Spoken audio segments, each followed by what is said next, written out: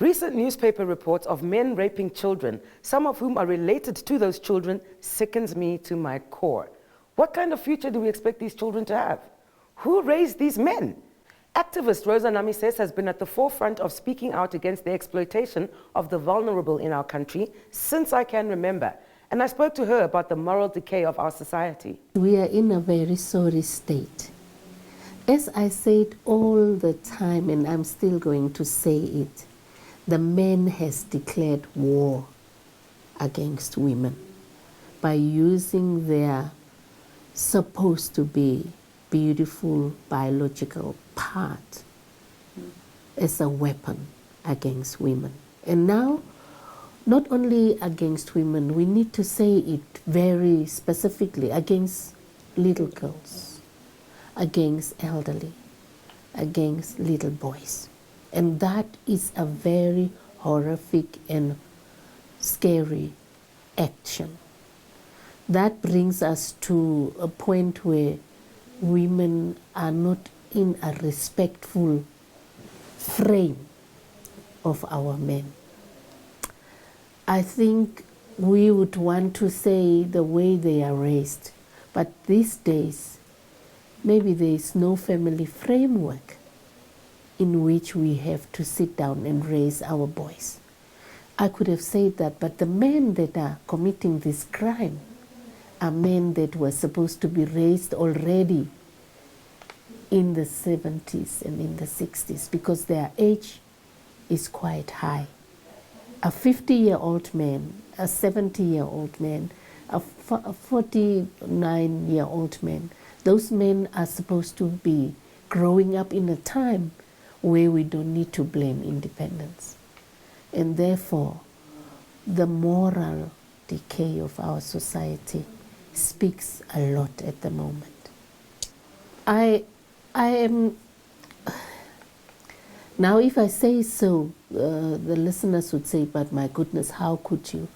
But for me, the act that was carried out, the latest act that was carried out where the citizens and the neighbors and the women and men stood together to look for that little girl and to find her finally is one of the acts. That sign that the women showed, that sign alone that that community showed, tells us all that we should act together.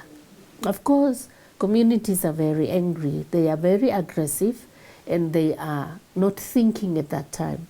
I'm always also saying to myself in my little corner, what will I ever do if I find the culprit right on the scene? It's only my adrenaline that can talk about it.